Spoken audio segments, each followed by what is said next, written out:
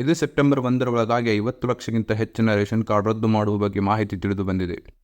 ಇದರ ಜೊತೆಗೆ ಗೃಹಲಕ್ಷ್ಮಿ ಯೋಜನೆ 2,000 ರೂಪಾಯಿ ಮತ್ತು ಅನ್ನಭಾಗ್ಯ ಯೋಜನೆ ಹಣವನ್ನು ಕೂಡ ರದ್ದು ಮಾಡಲಾಗುವುದು ಎಂಬುದರ ಬಗ್ಗೆ ಆಹಾರ ಇಲಾಖೆಯಿಂದ ಅಧಿಕೃತವಾಗಿ ತಿಳಿದು ಬಂದಿದೆ. ಇದರ ಬಗ್ಗೆ ನೀವು ಟೆನ್ಷನ್ ತೆಗೆದುಕೊಳ್ಳುವ ಅವಶ್ಯಕತೆ ಇಲ್ಲ, ಏಕೆಂದರೆ ಸರ್ಕಾರದ ಕೆಲವು ಕಂಡೀಷನ್ಗಳಿವೆ.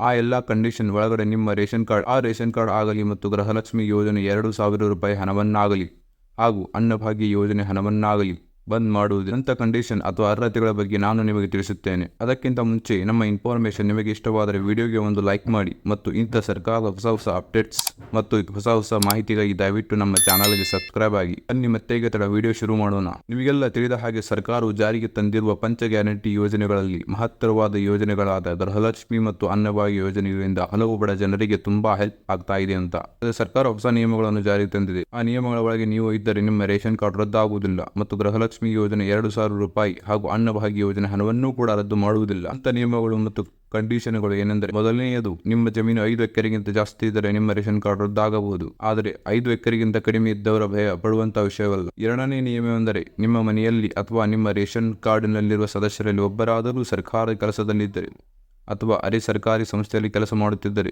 ಅವರ ರೇಷನ್ ಕಾರ್ಡ್ ರದ್ದಾಗುವ ಸಾಧ್ಯತೆಗಳು ಜಾಸ್ತಿ ಇದೆ. ಮೂರನೆಯದಾಗಿ, ನಿಮ್ಮ ಮನೆಯಲ್ಲಿ ಇರುವ ಸದಸ್ಯರಲ್ಲಿ ಯಾರಾದರೂ ಹತ್ತಿರ ಕಾರು ಇದ್ದರೆ ಅದು 10 ಲಕ್ಷಕ್ಕಿಂತ ಹೆಚ್ಚಿನ ಬೆಲೆ ಬಾಳುತ್ತಿದ್ದರೆ ಅಂತವರ ರೇಷನ್ ಕಾರ್ಡ್ ರದ್ದು ಮಾಡಬಹುದು. ಮತ್ತು ಗೃಹಲಕ್ಷ್ಮಿ 2,000 ರೂಪಾಯಿ ಹಾಗೂ ಅನ್ನಭಾಗ್ಯ ಯೋಜನೆ ಹಣವನ್ನೂ ಕೂಡ ರದ್ದು ಮಾಡುವ ಸಾಧ್ಯತೆಗಳು ಬಹಳ ಇದೆ. ಇದರ ಬಗ್ಗೆ ಭಯಪಡುವ ವಿಷಯವೇನಿಲ್ಲ. ಇದರ ಬಗ್ಗೆ ಮತ್ತಷ್ಟು ಇನ್ಫಾರ್ಮೇಶನ್ ಸಿಕ್ಕರೆ ನಾನು ನಿಮಗೆ ಈ ಚಾನಲ್ನಲ್ಲಿ ಅಪ್ಡೇಟ್ ಮಾಡ್ತಾ ಇರ್ತೀನಿ. ನಿಮಗೆ ಇಂಥ ಮಾಹಿತಿ ಮೊದಲು ತಿಳಿಯಬೇಕೆಂದರೆ ಮತ್ತು ಪಕ್ಕದಲ್ಲಿರುವ ಬೆಲ್ ಮೇಲೆ ಪ್ರೆಸ್ ಮಾಡಿ ನೋಟಿಫಿಕೇಶನ್ ಆಲ್ ಅಂತ ಸೆಲೆಕ್ಟ್ ಮಾಡ್ಕೊಳ್ಳಿ. ನಿಮ್ಮ ರೇಷನ್ ಕಾರ್ಡ್ ಮತ್ತು ಗೃಹಲಕ್ಷ್ಮಿಯ ಬಗ್ಗೆ ಏನಾದರೂ ಪ್ರಶ್ನೆಗಳಿದ್ದರೆ ಕಮೆಂಟ್ ನಲ್ಲಿ ಕೇಳಬಹುದು. ಆದಷ್ಟು ನಿಮ್ಮ ಪ್ರಶ್ನೆಗೆ ಉತ್ತರಿಸಲು ಪ್ರಯತ್ನಿಸುತ್ತೇನೆ. ಹಾಗಾದರೆ ಮತ್ತೆ ಸಿಗೋಣ ಮುಂದಿನ ವಿಡಿಯೋದಲ್ಲಿ. ಜೈ ಹಿಂದ್, ಜೈ ಕರ್ನಾಟಕ.